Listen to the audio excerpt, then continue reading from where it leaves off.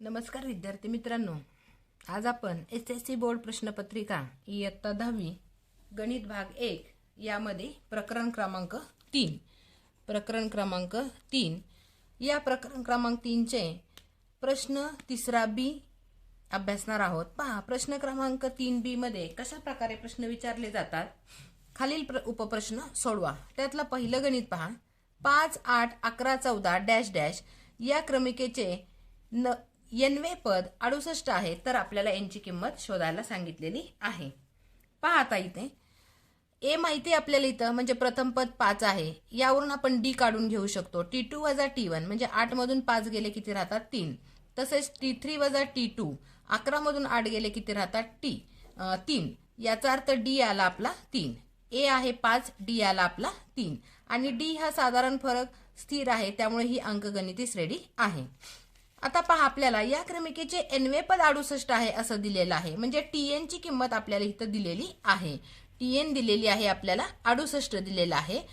a आहे आपल्याकडे 5, d आहे 3, तर आपल्याला n ची किंमत काढायला सांगितलेली आहे। अगदी सोपं आहे। पहा, tn बरोबर सूत्र लिहून घेतलं, a अधिक n वजा 1 गुणिले d।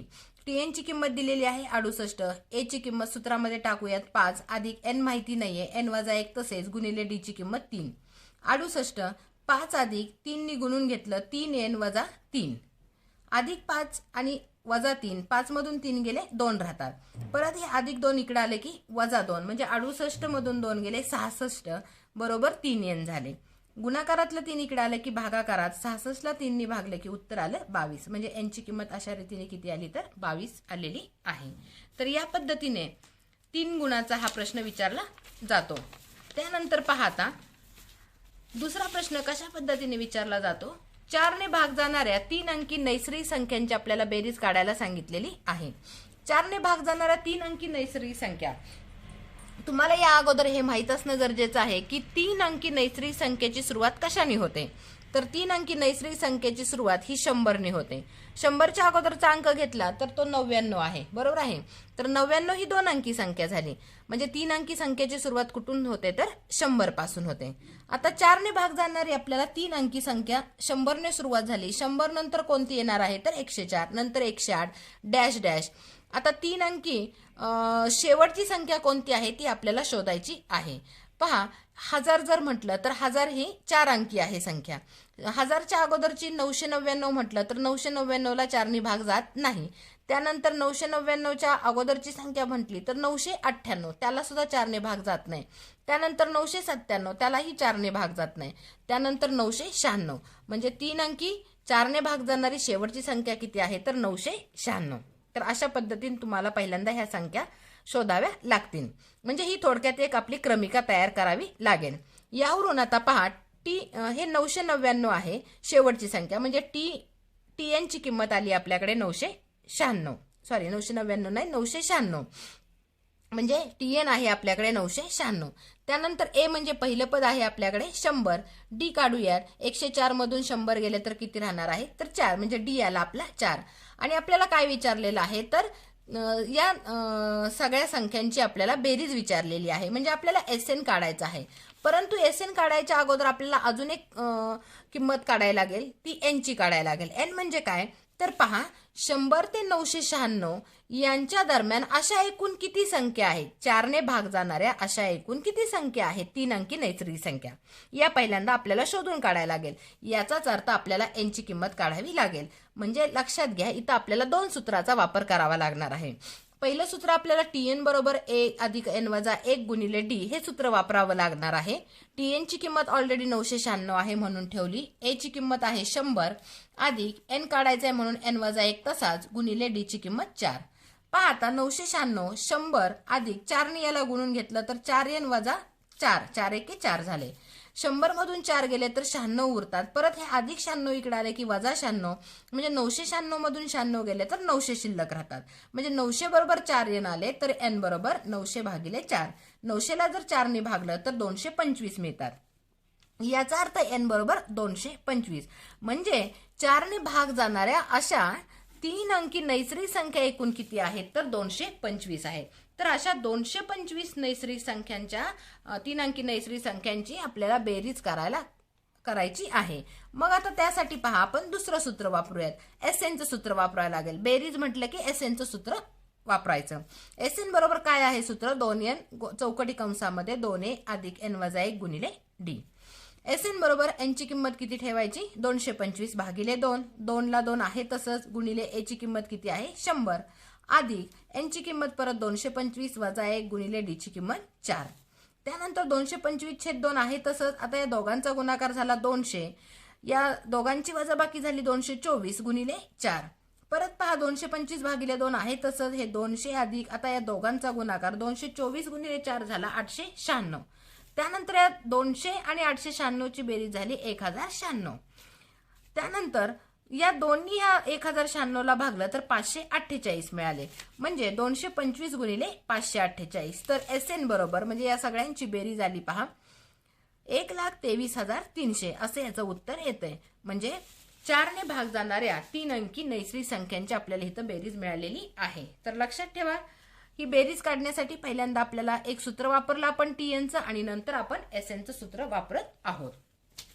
त्यानंतर पहा आता तिसरं गणित काय आहे, T8 बरोबर 4 दिलेला आहे। इथं खरं तर चुकून त्या अंक प्रश्नपेढीमध्ये 3 होतं, पण तिथं 3 घेतल्यानंतर चुकतंय गणित, त्यामुळे इथं T8 बरोबर 4 आपल्याला घ्यावं लागणार आहे। T8 बरोबर 4 आणि T12 बरोबर 15 आहे। तर अशा अंकगणिती श्रेणीचे आपल्याला पहिले पद A आणि साधारण फरक D काढायला सांगितलेला आहे। अतिशय सोपं आहे। पहा आता TN बरोबर सूत्र वापरूयात, a अधिक n वजा 1 गुणिले d। T8 दिलेला आहे म्हणून n ची किंमत 8 ठेवली, a अधिक n ची किंमत 8 वजा 1 गुणिले d।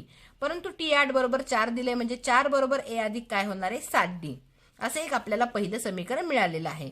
तसंच T12 दिलेला आहे म्हणून n ची किंमत 12 ठेवली आपण, n ची किंमत 12, तर आपल्याला सूत्र मिळालं T12 दिलेला आहे ऑलरेडी 52, म्हणजे आपल्याला सूत्र मिळतं a अधिक 11d बरोबर 52। 1 आणि 2 नंबरचे असे आपल्याला समीकरण मिळतात। मग यात 1 आणि 2 समीकरणाचं जर आपण निरीक्षण केलं तर दोघांची आपल्याला वजाबाकी करावी लागेल।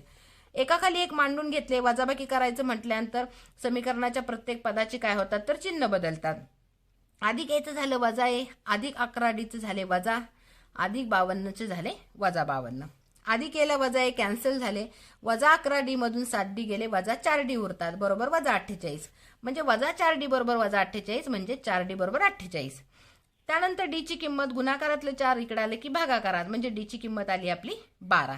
आता ही 12 आलेली किंमत आपण समीकरण 1 मध्ये ठेवूयात। समीकरण 1 लिहून घेतलं, ए ला ए तसंच अधिक 7 गुणिले d ची किंमत 12 बरोबर 4, 12 गुणिले 7 12 84 बरोबर 4। त्यानंतर पहा आता ए बरोबर अधिक 84 इकडे गेले की वजा 84 होतात, म्हणजे 84 मधून 4 गेले किती राहतात तर वजा 80 राहतात। म्हणजे अंकगणिती श्रेणीचे पहिले पद ए बरोबर वजा 80 आहे, आणि सामान्य फरक डी बरोबर किती आलेला आहे आपला इथं 12 आलेला आहे। तर अशा पद्धतीने प्रश्न क्रमांक 3 हा आपण पाहिलेला आहे। आता आपल्याला यामधला शेवटचा प्रश्न पाहायचा आहे, प्रश्न क्रमांक 4, की जो 4 गुणांचा प्रश्न असतो। पहा कसा आहे, एका अंकगणिती श्रेणीच्या पहिल्या 55 पदांची बेरीज दिलेली आहे 3300, तर तिचे 28वे पद आपल्याला काढायला सांगितलेले आहे। पहा अतिशय सोपा आहे हा सुद्धा। आपल्याला आता बेरीज दिलेली आहे, सूत्र वापरताना नीट लक्ष ठेवायचं। पहा इथं आपल्याला काय दिलेली आहे तर 55 पदांची बेरीज दिलेली आहे, याचा अर्थ इथं SNचं सूत्र आपल्याला इथं वापरावं लागणार आहे, बरोबर आहे। परंतु SNचं सूत्र वापरण्याच्या अगोदर आपल्याला काय सांगितलेलं आहे पहा, तिचे 28वे पद आपल्याला काढायला सांगितलेले आहे, म्हणजे आपल्याला T28 काढायला सांगितलेलं आहे।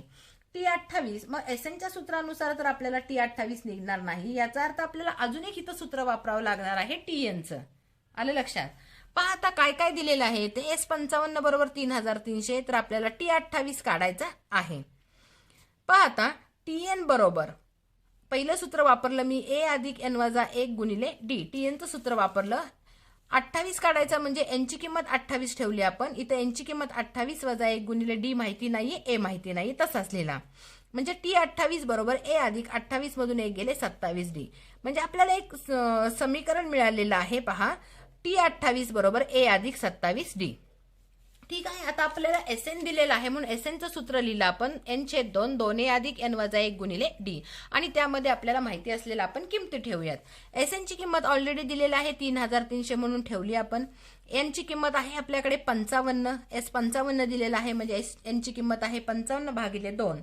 2 गुणिले a, पण a ची किंमत दिलेली नाही म्हणून 2a तसाच आहे, अधिक n ची किंमत परत 55 वजा 1 गुणिले d ची किंमत माहिती नाही म्हणून तसंच लिहिला.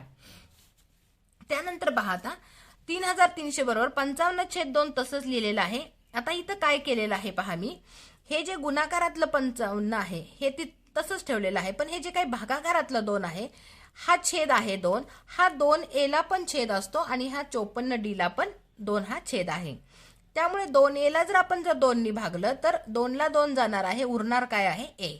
तसेच 54 ला जर 2 ने भागलं तर किती मिळणार आहे आपल्याला 27 आणि हे d. आलं लक्षात. म्हणजे 2a अधिक 54d यांचा स्वतंत्र 2 हा छेद असणार आहे आणि त्याला जर आपण 2 ने भागलं तर आपल्याला उत्तर मिळणार आहे a अधिक 27d. त्यानंतर हे जे 55 आहे हे इथलं वरचं अंशातलं आहे, इकडे गेलं की छेदात म्हणजे भागाकारात जातं, हे गुणाकारात. इकडे 55 हे भागाकारात गेलं म्हणजे 3300 भागिले 55. आता 3300 भागिले 55 ला 11 ने भाग लावलेला आहे. 11×5 = 55, 11×3 = 33, 11×0 = 11×0 म्हणजे 300 भागिले 5 आले. परत पहा 5×1 = 5, 5×6 = 30 आणि 5×0 म्हणजे किती आले 60. म्हणजे 60 बरोबर a अधिक 27d असं आलेलं आहे. आता पहा समीकरण 1 आणि समीकरण 2 नीट लक्ष द्या. a अधिक 27d बरोबर 60 आहे आणि समीकरण 1 आहे a अधिक 27d बरोबर पण t 28 म्हणजे उजवी बाजू सारखी आहे. म्हणजे समीकरण 1 आणि 2 वरून आपल्याला असं लिहिता येईल की a अधिक 27d बरोबर 60 आहे, म्हणजेच आपल्याला a अधिक 27d बरोबर काय म्हणता येईल तर t 28 म्हणायला येईल. बरोबर आहे समीकरण 1 आणि 2 वरून. म्हणजे a अधिक 27d बरोबर 60 म्हणजेच काय असणार आहे तर t 28 असणार आहे आणि म्हणून t 28 ची किंमत किती होणार आहे आपली 60 होणार आहे. ठीक आहे. तर अशा पद्धतीने हा दुसरा प्रश्न 4 गुणांचे इथं प्रश्न हे विचारले जाऊ शकतात. प्रश्न क्रमांक 4 हा 4 गुणांचे प्रश्न असतात हे तुम्हाला माहितीच आहे.